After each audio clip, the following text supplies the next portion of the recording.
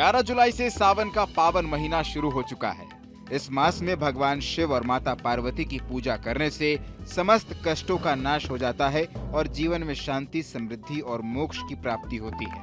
पुराणों में उल्लेख है कि सावन में यदि कोई व्यक्ति 12 ज्योतिर्लिंग के दर्शन कर ले तो उसे पुनर्जन्म नहीं लेना पड़ता।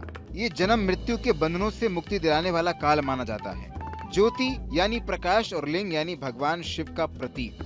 शिव पुराण के अनुसार ये वो स्थान है जहाँ शिव जी स्वयं दिव्य ज्योति रूप में प्रकट हुए थे। इन स्थानों की ऊर्जा इतनी प्रबल होती है कि वहाँ केवल दर्शन मात्र से आत्मा को शांति मिलती है। भगवान शिव के 12 ज्योतिर्लिंग में से सोमनाथ, मल्लिकार्जुन, महाकालेश्वर, ओमकारेश्वर, केदारनाथ, भीमशंकर, विश्वनाथ, त्र्यंबकेश्वर, बैद्यनाथ धाम, नागेश्वर, रामेश्वर और धूमेश्वर। शिव महापुराण के कोटिरुद्र संहिता में भगवान शिव के इन 12 ज्योतिर्लिंग का विस्तृत वर्णन मिलता है। 12 में से 4 ऐसे ज्योतिर्लिंग हैं दोस्तों जिसका देश के अन्य स्थानों पर भी होने का दावा किया जा रहा है।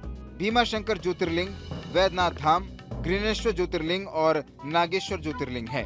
सबसे पहले बात करते हैं भीमाशंकर ज्योतिर्लिंग की, जिन्हें माटेश्वर महादेव के नाम से भी जाना जाता है। इसके बारे में वर्णित है कि यह महाराष्ट्र के पुणे जिले के भीमाशंकर नामक गांव में स्थित है।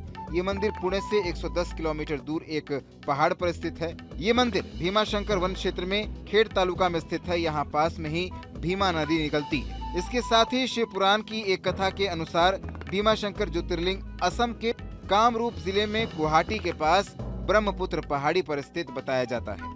वहीं कुछ लोग कहते हैं कि नैनीताल जिले के उज्जनक नाम स्थान में एक विशाल शिव मंदिर है, वही भीमाशंकर स्थान है। फिर आता है बैद्यनाथ धाम, जो झारखंड के देवघर में स्थित है। यहाँ महादेव और सती दोनों का स्थान है। ऐसे में इस ज्योतिर्लिंग को कामना लिंग भी कहा जाता है। इसके बारे में कहा जाता है कि इस ज्योतिर्लिंग की स्थापना रावण ने की थी, इसलिए इसे रावणेश्वर महादेव भी कहा जाता है। इसके साथ ही महाराष्ट्र के परली में भी वैद्यनाथ ज्योतिर्लिंग के होने का दावा किया जाता है।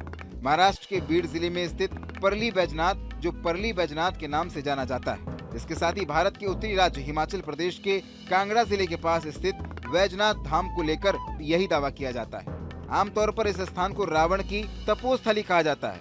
यह मान्यता है कि रावण ने इसी जगह पर भगवान शिव को प्रसन्न करने के लिए कठोर तपस्या की थी। फिर आता है ग्रीष्णेश्वर ज्योतिर्लिंग।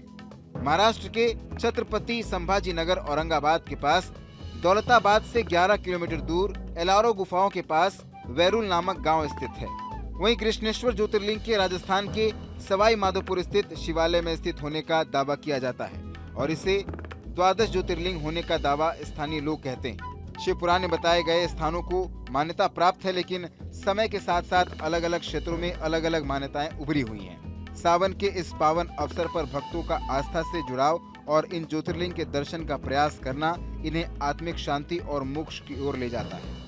इस वीडियो में दी गई जानकारी केवल पौराणिक मान्यताओं, धार्मिक विश्वासों और ज्योतिषीय तथ्यों पर आधारित है। स्तुति इनकी पुष्टि नहीं करता। किसी भी उपाय को अपनाने से पहले संबंधित विशेषज्ञ से सलाह जरूर लें।